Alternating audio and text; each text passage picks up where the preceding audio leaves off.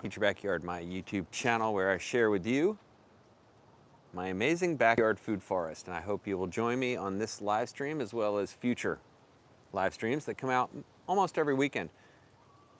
In this video, I thought I would share a pretty big change that has occurred in the food forest. I made the decision to trim back significantly this shrub wall of Dracaena, which I had grown all the way up to meet these power lines. These aren't actually power lines, these are communication lines. The top line is coaxial cable and the bottom line is now fiber optics. That fiber optics is a new cable that was added, but it was actually low enough that it finally touched the tops of about a 6-foot space of the Dracaena. It was just running right through them. So that was no good for me. I didn't want to be growing up into the wires there. And the other thing was this area here had become an absolute shaded space. I mean, almost no sun getting through. And that's evident here by the lack of grass. Compare this shady area, ooh, chicken, this shady area with the non-shady area here in the center. Of course, that's the main reason why we're not getting grass here. Spring, once the grab them. It's a weevil. Creepy crawly weevil. Oh, don't fly away. Here you go. Chick, chick. Yeah, chick, chick. Yeah, they got it. Yeah, that thing will fly away. It doesn't want to be eaten alive by these sweet chickies. But you love weevils. So we could pick chicken treats off of our trees all day long.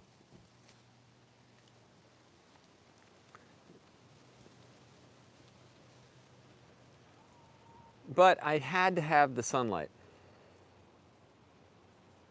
The sunlight that comes along with, you know, this severe trimming. Now, I had a tremendous amount of, oh, sorry.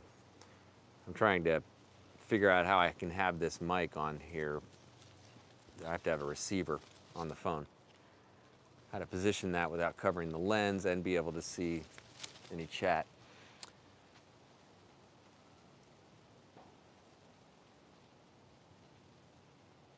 But the opening up of the wall produced a ton of Dracaena clippings, and you can probably see I have some of them already going through the composting process, but I chopped up the Dracaena cuttings that I got into pieces about this size. And I'm going to show you what I did with them. All right.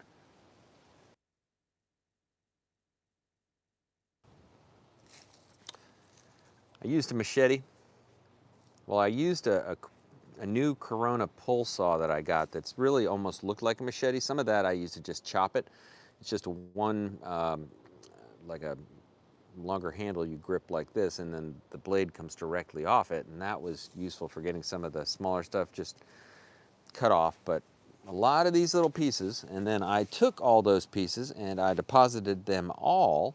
Well, first off, I made sure I put them under the actual Dracaena they were trimmed from, because those are the nutrients that these things are going to need to get going. And this is a good opportunity for me to say what I'm doing next here before we move on to showing you where they're dropped. What we do next is we fertilize with bunny manure, and I've got about 5 gallons of bunny manure waiting to be harvested. Energy, that is, in permaculture concepts, we call that storing energy. I'm ready to put that energy to work, but I'm going to put it to work on these Dracaena shrubs, which now have had a pretty significant trimming and will need that nutrients to grow back. That's another reason I trimmed them far enough down, is because I'm wondering how quickly they'll grow back. A mature Dracaena like this can produce shoots that go very rapidly. I'll show you some of the sticks that we have still left over that we haven't processed yet. That's the only thing left. But anyway, so I made sure that I put it there first, but I'm going to put bunny manure all through here and then also into these beds. And I think it actually looks great when it's green like this. It'll just turn yellow, much like this. You can see where it started to turn yellow. I had some some Dracaena trimmings from a previous cutting that I did, but all of it, 100% of it has gone back into the beds. Chop and drop. Another great permaculture practice. That's going to disintegrate into excellent soil. Another reason why Dracaena is such a perfect fit for especially Florida yards in terms of structure. I don't think you can beat it. For a small yard, you can control it. And here's another way to, to deal with it and benefit from it. Excuse me. Benefit from it as you trim it. I used to throw this into a yard waste, but no longer. I now grow it in structures. I just trim it continuously to be the structure I want to produce the outcome I want. Like this one's getting a little tall. I trim that. I can just trim it and then chop it into pieces and lay it right down in here. And by the way, the thicker the level of this, the cuttings and the chop and drop you have, the better in my mind. And the other thing is to just keep it watered. I'm going to be watering this copiously. Now look at this. That is a beautiful mango flower that's growing right off of this Kesser mango tree that I have, the queen of mangoes. Great patio mango choice, I would claim. Delicious fruit, they say. Now, although they have flowers early on, I'm not going to allow the flowers to turn into fruit. If they set fruit, I'll just simply cut those fruit off and I'll let the natural process happen. Otherwise, I don't want it putting energy into producing fruit, although you could probably get a decent fruit off of this, even at this size. This is new, and I just want it to start to produce vegetatively. So I'm gonna let that happen until it produces fruit. In the meantime, that's a good sign. The bunny manure is the reason why it's doing so well, of course. Now, this little guy is another patio mango that I grabbed. It is a gem, and it jumped off right away with vegetative growth, and I was wondering if it was going to flower, but you can see all these mangoes look a little burnt on the tips. That's because of the salt in the irrigation, which is the other salt attack that they suffer, which is through this. I have a very salty well, living so close to the ocean here. Look at this, the Fairchild Mango, a beautiful little specimen. It had the curve on it, you know. Sometimes you get one, they got the curve. This one kind of curves out towards the ocean, but I know the ocean forces winds are gonna push it this way, so I planted it with a bit of a curve towards the force it's going to oppose.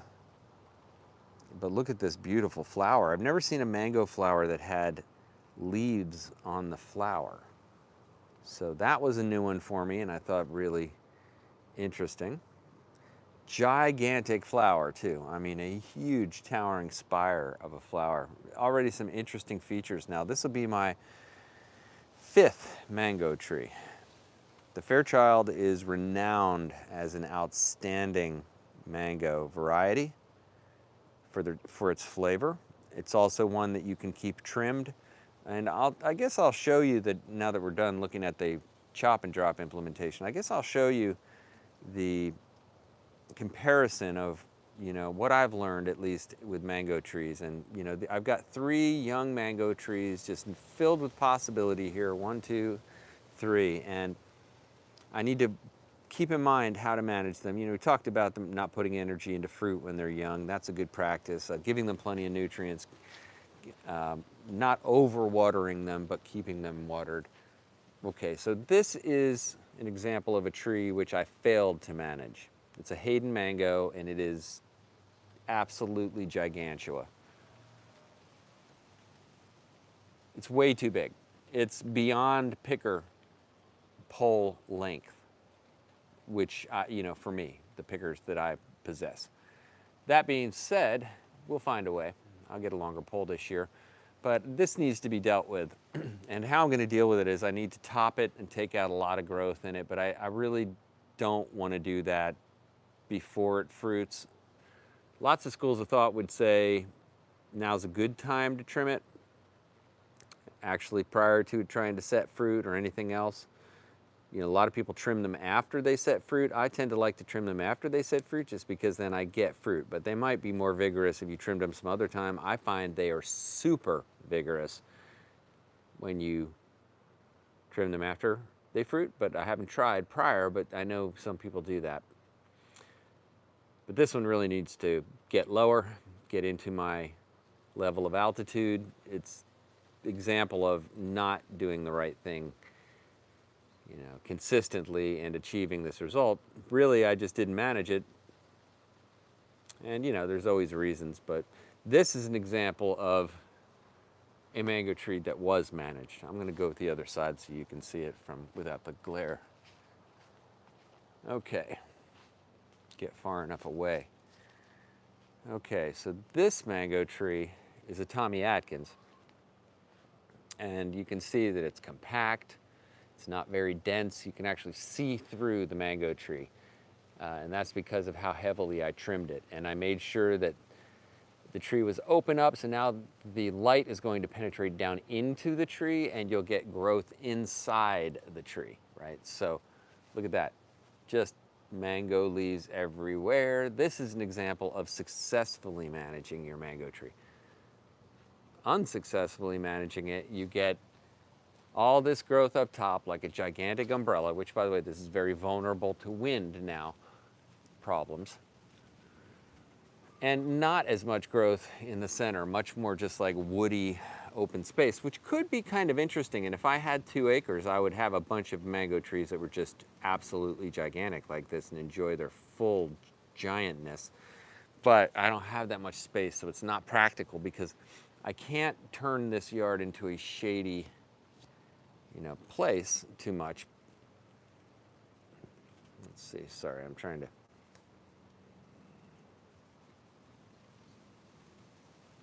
All right. Making sure we're still in good shape. Yeah, so I can't have this dominating all that space and shading everything out beneath it, and I also don't want it to fall on that power line that runs right behind it.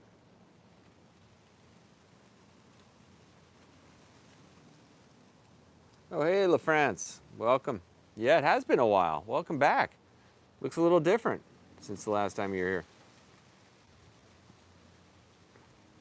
Now I'll show you what's left over from the Dracaena big trim. Pitchfork, by the way, revolutionary achievement in my life. It really was a game changer. I have 2 little tools that I've added to my life to make my gardening more happy. And that mostly involves not bending over all the time and also not having to carry heavy loads, really heavy loads. So I got this Gorilla Cart and I got this pitchfork, and they've both been working out great. So I was able to just pitchfork in all the Dracaena cuttings after I'd cut them into small piece piles, put them in here, and then just transport them gradually everywhere I needed them. It worked out great. It was a lot of work, but this shows you how fast these things can grow. Some of these were only a few years old, I'm sure, but they go for the sky. Long, long branches. Now I've been using those branches, just tucking them in on the perimeter of this fence. See that? If you pile up enough of that stuff, you're going to create a nice little spot for the bugs to be, and also prevent critters from moving the fence out. I did get the miniature coconut. I've now got 4 miniature coconuts. This is a dwarf Malay green coconut right here. Unfortunately, this guy is suffering from mealybug infestation. Let's look down into the dirtiness. I don't know if you can see. It's hard to see. But there's a mealybug infestation, which I treated with neem oil, and I've actually got a second video coming out to show whether that was successful or not. I'll give you a hint, it wasn't. And I'm in the process of ordering pure neem oil. I found it on Amazon for like 20 bucks. Gonna get pure neem oil, which is what some of the viewers recommended doing, and I'm gonna mix it also with a little bit of dish detergent, dish soap, and You know, I'm not sure if I'll put anything else in there, but I want it to be all natural type of thing, and I'm going to spray it on here, and that's sure to do it. The stuff I got at Lowe's was very watered down neem oil stuff, and it did knock back the mealybugs that were on the outside, easy to get to, but not the stuff down in there deep, even though I made sure it got down in there. So we're going to help this guy. The rest of them, no, don't have any bug problems. And you can see even this, with that mealybug deal, it's not really affected, you know, because it's got so much nutrients. But that will be a major bummer. That will kill this palm tree if I don't get it under control. And I'm going to. One thing is just to make it so strong that the mealybugs don't have a huge effect.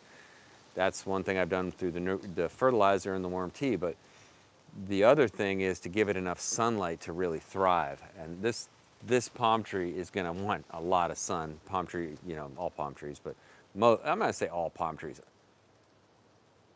All coconut palm trees are going to love that full sun effect. They'll tolerate less, but this one produces fruit right away, and I'm going to give it that sunlight. So now I've opened up this whole area here, and I have blue skies just raining down sunlight on this beautiful coconut tree. Even my soursop is starting to pick up right now. You know, this area was also suffering from winter time. It's winter, everything drops leaves around here, even the deciduous stuff.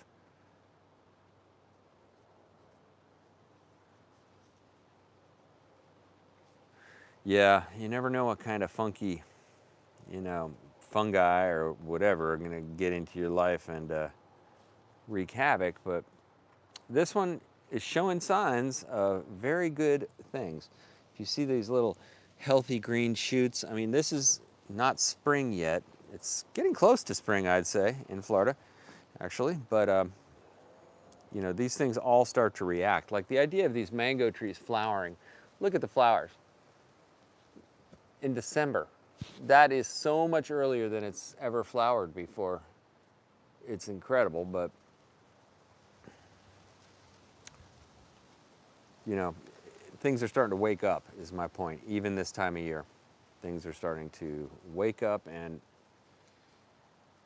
want to produce fruit. I saw there were flowers forming on the Suriname cherry, which is one of my all-time favorites. Look at that. And once that process starts, you can see and hear the little nodes. There are those little flowers getting ready to go. Once that starts, it is all over. Because we will get so many fat cherries. I don't know what to do with them. Well, actually, we know what to do with them. We eat them, and then we feed a lot of them to the chickens. Now, if you don't think bunny manure helps, well, then you haven't seen this tree and watched it over the years. I mean, that says it all.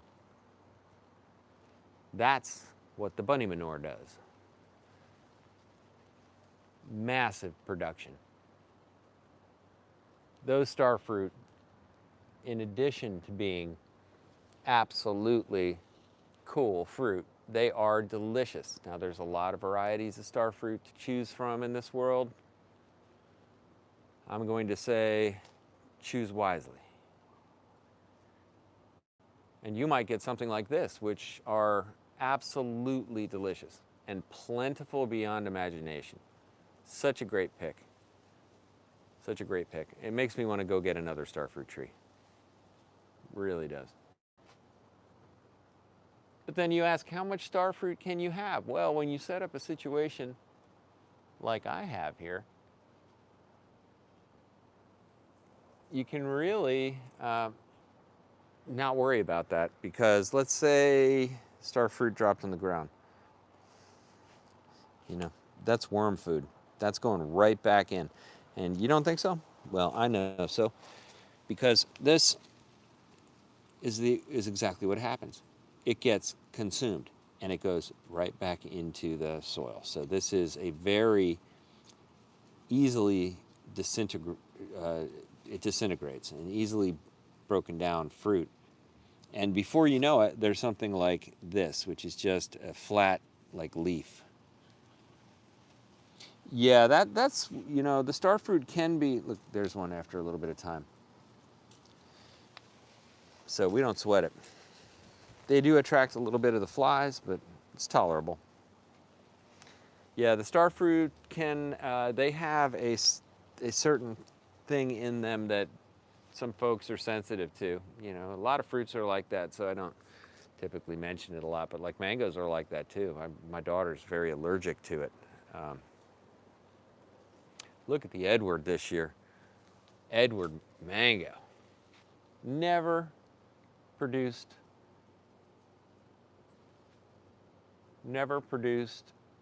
fruit. But this year, it's almost set fruit. Last year it set like 4 fruit and they all got blown off in the wind. This year might be the year that it produces fruit. That would be a tremendous achievement because it's at least 12 years old and never fruited. But it took forever for it to grow up above the salt spray. Now, this thing looked gnarly. If you can see the one leaf that's hanging down below the salt spray level that gets hit, it's brown.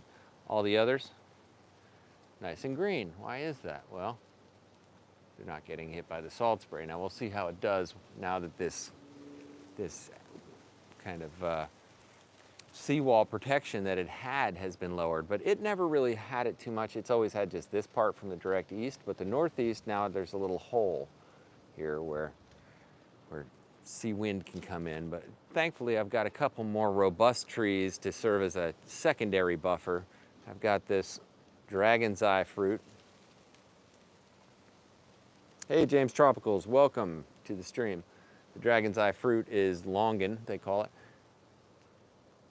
How far am I from the sea? Good question, LaFrance. I am about 5 blocks, 5 small suburban blocks from the Atlantic Ocean, which is currently roughly 74 degrees. And about 3-foot waves, very choppy, very windy. Very nice day. Not sure what the temperature is exactly.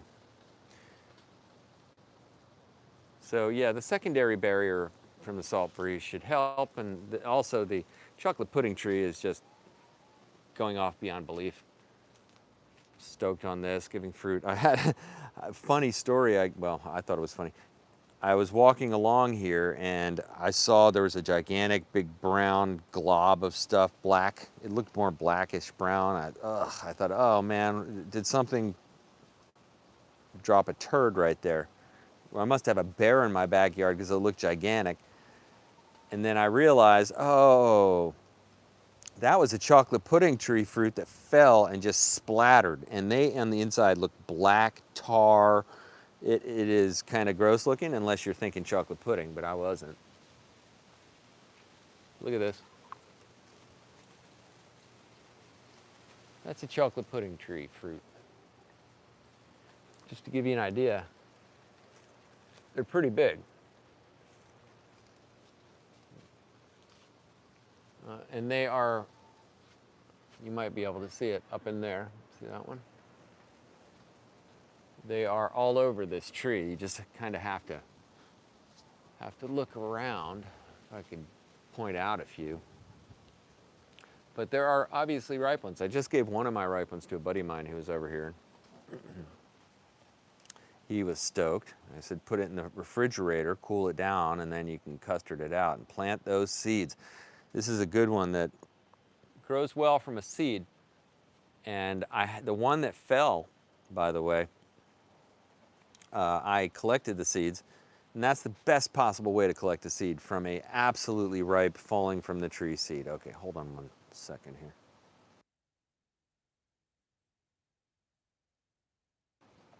Okay, so one of the seeds had actually flown out from the side in the collision with the ground, but I collected all of them. I got 4 seeds and I planted them over at the grow table, and this might actually be a good time to go take a look at the grow table. Oh, I recently got an estimate for trimming the gigantic oak tree in my front yard.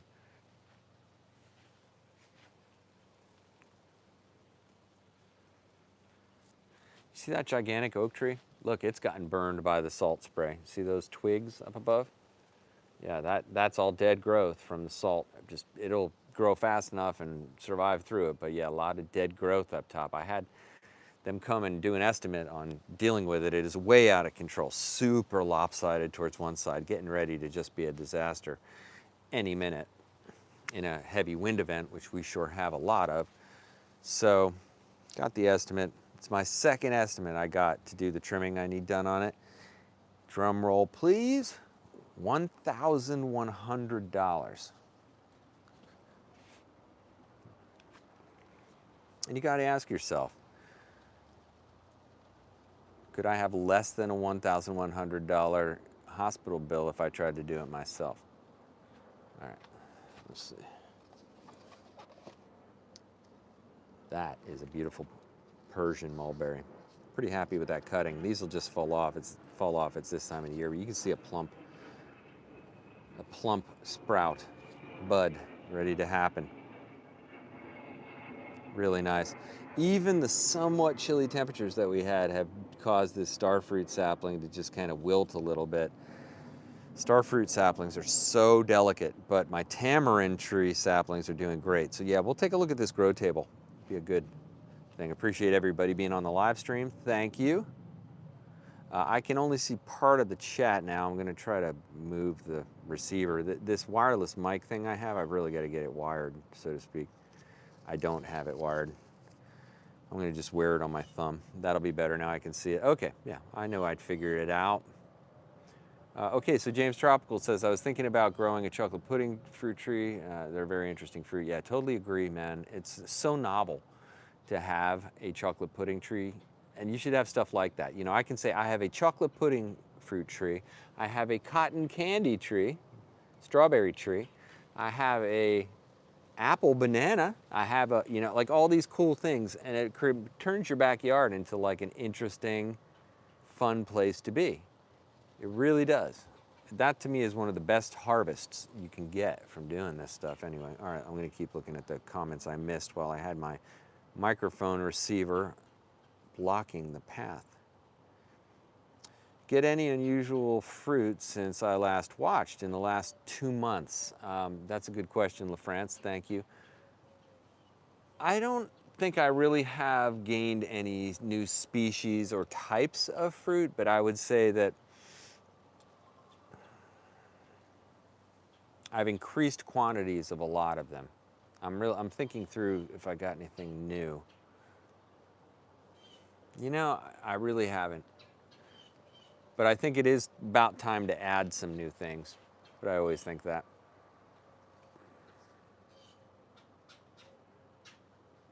All right, we'll keep looking at the back. You mentioned getting dragon fruit. Oh, well, yeah, I do have dragon fruit, and I've had quite a success with it using the new approach, which is to plant it everywhere and plant lots of it, which is really the way to go because you're not going to get hardly any dragon fruit off of one dragon fruit plant, so you really got to plant a bunch and grow them like more like a pineapple attitude. But look at this. Check out this dragon fruit. Is that cool or what? They're climbing cactus, of course. And they will climb right up a fence, an old fence in this case. Now, oh, look at that. That's a rabbit hole. Jeez. Yeah, we've had rabbits that have been fooling around here. Look at these croton. A banana croton and a gold dust croton. To me, having the lighter colored plants in and amongst is so important. This is just a collection of stuff I just threw here. But doing quite well. Mexican sunflower is doing pretty well too. See that little guy? I got some cuttings of some things and grew them. I got back into aloe. I've gone through phases with aloe. At one point I had 7 different types of aloe in the yard, but the one you want, the one you need, the one I want and need because I tend to get sunburned like a dummy, is this one. It's the medicinal aloe. It's the one that the aloe vera that they use for making sun products, skin products. It really works. I mean, I just have had so many sunburns and put aloe straight off of this plant onto my skin and it just makes it better. So bizarre. But the Mexican sunflower is, of course, a championship plant, in my opinion, hated, much maligned for its prolific nature.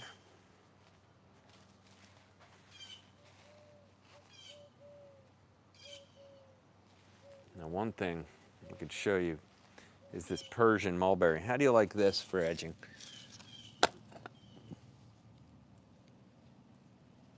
Brains, man. Yeah, the Persian mulberry. This thing is doing great. The most delicious leaves, they say. I'm gonna harvest one. Look at the size of that thing.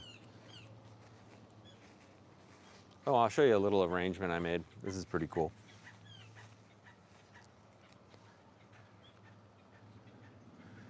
This is a little arrangement I made with some Mamie crotons. Nice variegated vine. All these were just from cuttings. And then, of course, the frangipani or plumeria, beautiful purple. Really outstanding. All right.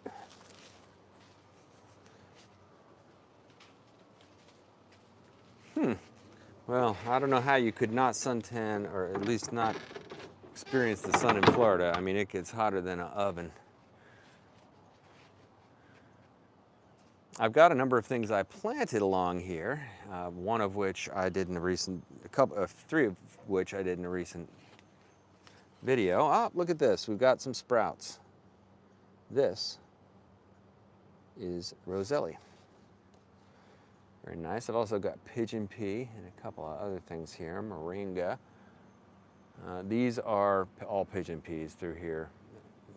And you can see all these tamarind trees are doing really well. Some I've added bunny manure. You can see the ones on the right there have the bunny manure and the ones on the left do not. I have a control of a couple there to see what happens. This has been fun. All of these will be separated into their own individual pots, but this is a, I'm having a hard time remembering the name of it. It's a date palm, and it's going to come to me. Senegal date palm, yep. Got some of those seeds, handful of them, threw them in there, and they germinated, and they're growing quite well. I'll separate them once they get a little larger. This is a fan palm, Chinese fan palm. These are all getting started. Love to see that, certainly. I believe this is, I think this is, oh no, this is the Chinese fan palm. I believe this is Florida thatch palm. Yeah, Florida thatch palm. These are just a couple pigeon peas I poked in here, and they of course grew. I've got more of the Persian mulberry, which I love so much, and squirrels get in here. You see, they knocked this one over. Yeah, well, anyhow, the point is I am trying to grow more Persian mulberries.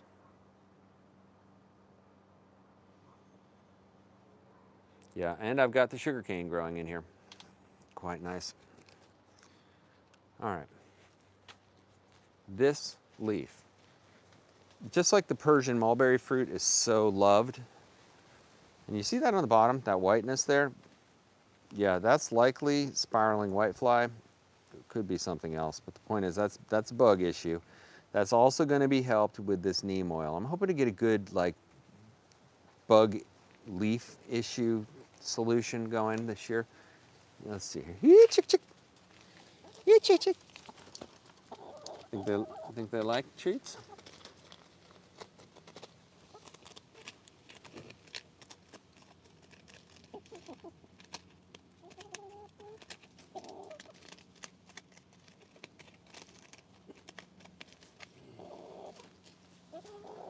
Take a breath. Take a breath. All right, back in.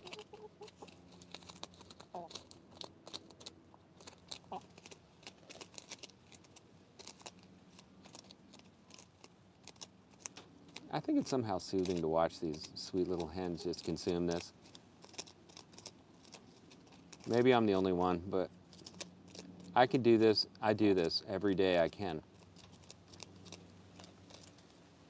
You know, one of the coolest things about chickens is Oh, they're ready for eating right now, but we would get no more eggs. Yeah, I'll tell you what, if you grow Cornish hens, they will be 12 pounds in roughly 2 months, if you do it right. If you want to grow meat chickens, yeah, I would love to do that. And I have a friend who's actually thinking about getting some property in a place zoned agricultural where we could do that. If I do end up doing it, I'll show lots of videos on the whole process. But meat chickens. These chickens are little egg sweeties and pets. We named these guys. You won't name your meat chickens. Or you could name them, you know, don't even name them 1, 2, 3. All right. You just refer to them as a thing, the chickens. Yeah, but these chickens are doing so well, holy mackerel. I mean, just fantastic creatures. Yeah, that's a great business. I mean, the chicken business is outstanding. If if you're able to have a rooster, I mean, outstanding just in terms of, I would think it would be satisfying. Chickens aren't worth enough. That's insane, the price of chickens, how inexpensive a chicken is sold for. I don't know how anybody could make a living selling them, except for a massive, big agriculture type situation. Oh, look, one chicken, Blondie. All right, now if I cut out before I enter the zone here because of the wires, if I cut out, I'll step backwards and regain transmission. But sometimes the comms cut here. Look at this. The natural habitat. Hey, chickie. Yeah, she loves just being in here. Hey, Thumbs. That chicken been up here trying to eat your food? Oh, I startle you? You didn't see me there. Yeah, the bunnies are doing great. I'm gonna put her down. Put Thumper down.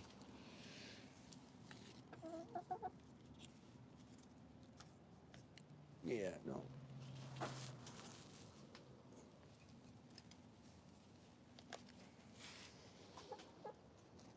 There it is. Bunny meat chicken.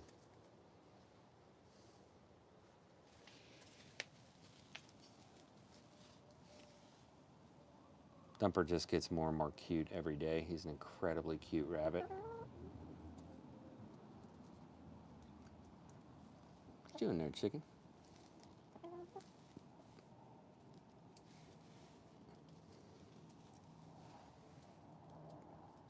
Now this little tiny chicken right here, it's almost a bantam-sized chicken.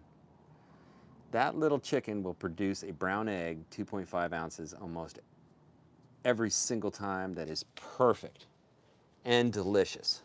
It cranks, and it'll produce 1 egg a day reliably.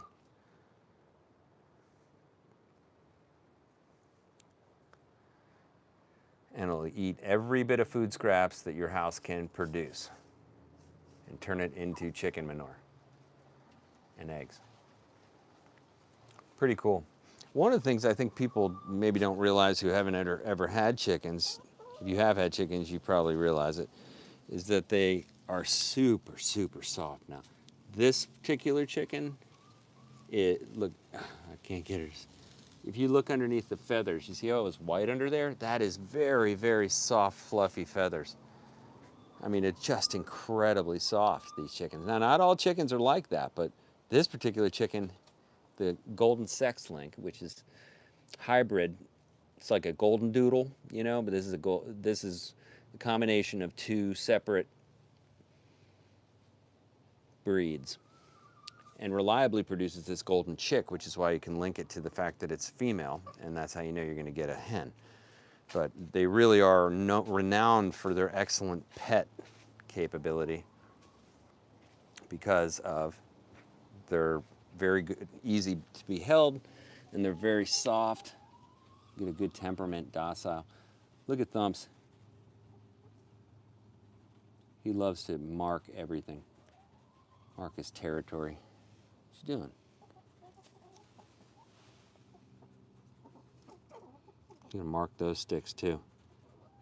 That's a lot of what he likes to do. Just go around and mark stuff.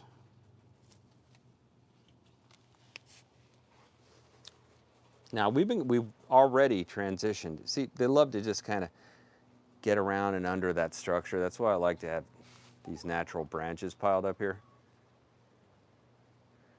Give a little natural habitat. The chickens get up there and roost too sometimes. This area had been grassy, but of course with the chicken pressure and everything, it's just, you know, going down to not as grassy. But in the summertime, it may perk up and start to grow again. We'll have to see. But if I continue to allow the chickens to come in here and do their chicken thing, it just becomes a chicken pen. You know, it's kind of all scratched up like this, which we enjoy it a lot. And we love to have the chickens in here with the bunnies, and we don't want to put the bunnies back in the chicken pen, so it just makes sense. But look at Thumps. Hey, Thump Dog. What you doing?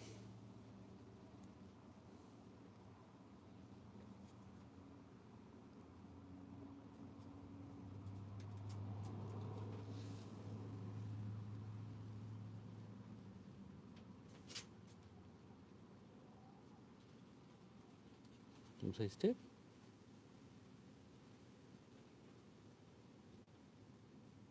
No.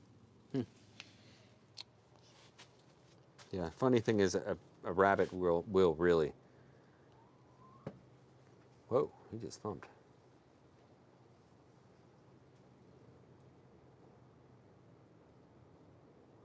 Okay, looking back through the comments, I think I might have missed some.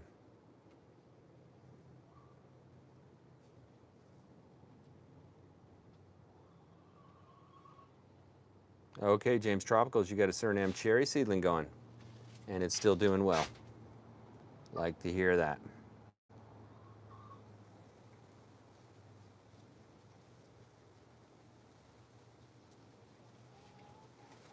Okay, LaFrance asked, do temperate species do well in your area? I think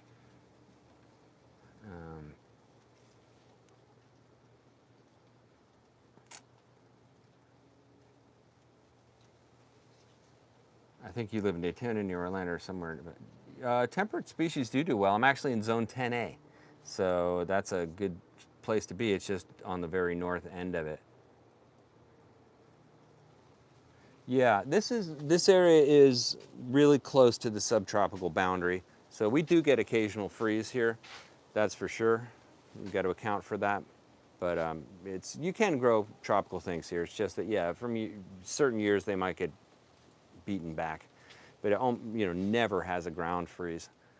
Now we've converted over to 100%, you know, homegrown hay for these rabbits, and we do it by harvesting this lemongrass, but also the leaves of the sugarcane. They love sugarcane, so now we have a sustainable way to provide them with hay, you know, which is, you know, basically just dried grass. But they get it fresh and they get it dried. But we have more than enough.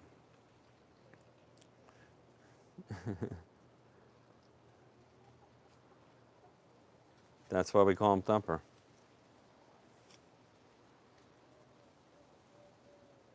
Yeah, more than enough hay being produced from these sugarcane plants, not just here, but we have them all over the yard. And I have a whole new patch that I planted.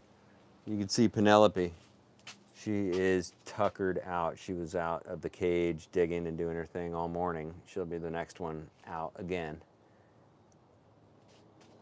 And that's one of the other reasons these bunnies are so calm and content. When you hold them, they'll let you hold them. They're very relaxed, chill bunnies, and producing, look at that, producing bunny manure. Now, that's not gross, that's gold.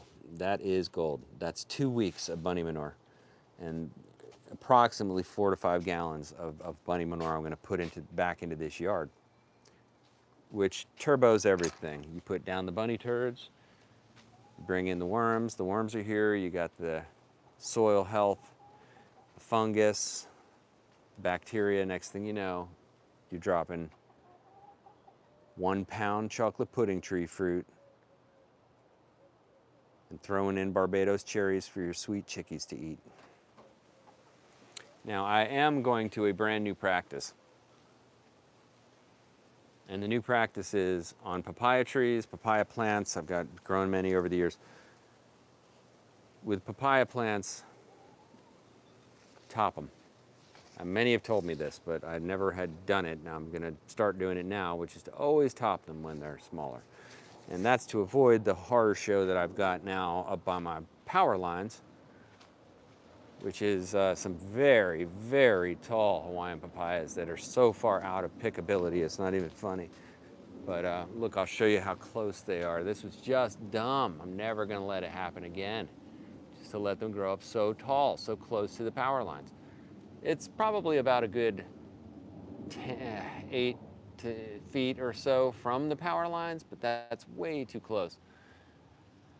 I've got to really plan that out, how I want to deal with it, because it's now at the point where it's very dangerous. And I'm going to probably have to hire somebody to deal with it. But I'm going to take both of those down much, much lower. And I'll never let it happen again to get that tall. But look at how much fruit is on top of that thing. Look at how much. It's a miracle of a papaya.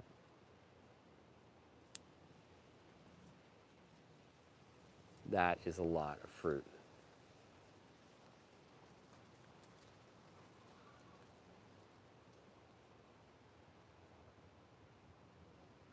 Oh, wow. Another good question, LaFrance. Thanks. When I get a plant, I only care about its use or the aesthetic also. I care about both. Yeah, but if a plant is producing something for me and it doesn't aesthetically look good, I don't let it bother me. Like from time, this, for instance, wind battered, the papaya will just be shredded by any winds, and it looks horrible a lot of the time. But when it's growing in, you see the one that's not getting its wind battered.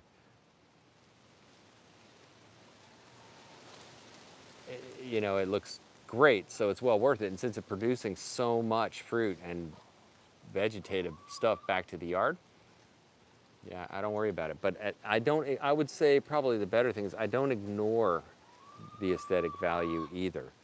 And because I think that novelty is incredibly important. So that's why I use a lot of things like these more unique Dracaena and crotons to add in that stuff, even though they're not super exotic, they're can be very easily grown. They provide interest in what you look at. I try to go with structure like this giant lily.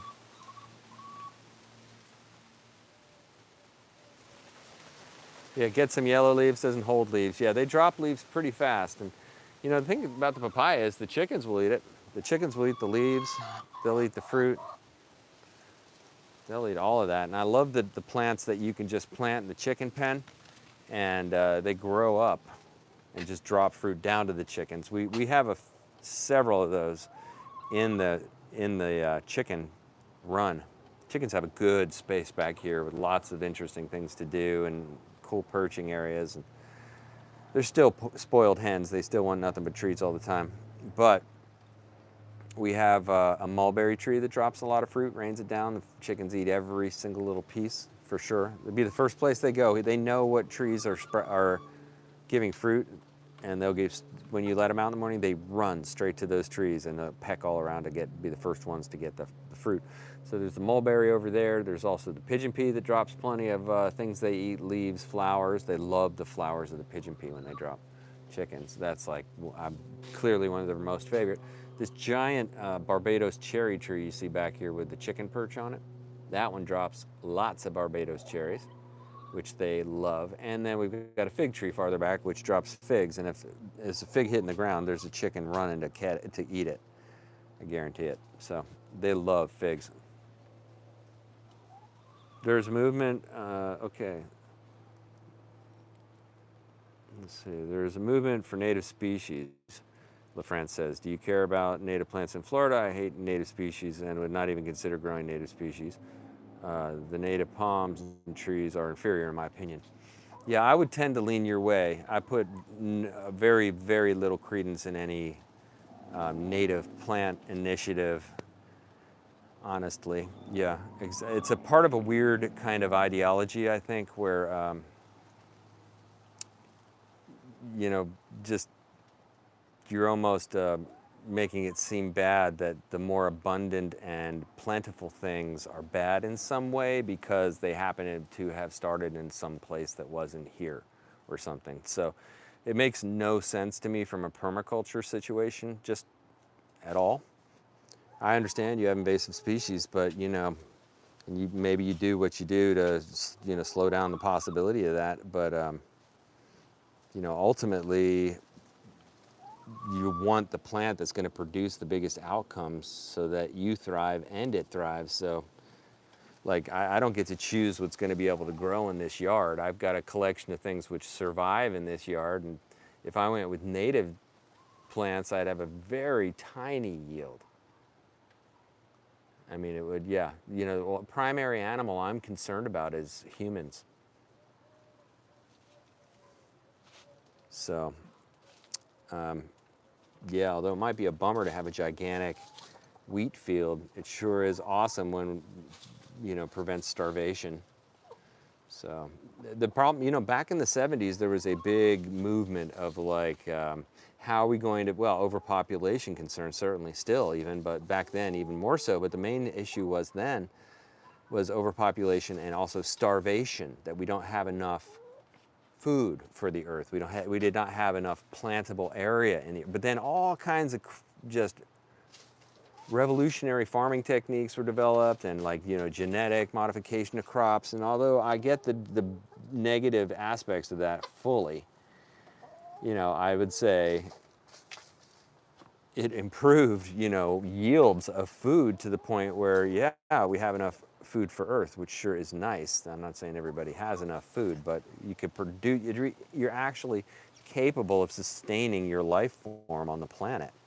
So yeah, you wouldn't do that with native plants, right? We can't do that with native plants, I would say. Hard to do.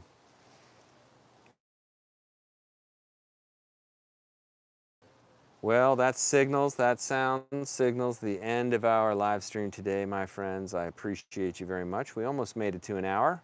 Thank you for being with me to feed these sweet chickies. We never did get to plant. I have a couple things I wanted to plant out here from cuttings. Didn't have a chance to do that, but I'll certainly do that in the next live stream. Probably live stream tomorrow morning, Sunday morning coffee chat. That's always fun. It's going to be another windy one, so I'll use this Rode mic again. Thanks for bearing with me as I got this technology more figured out.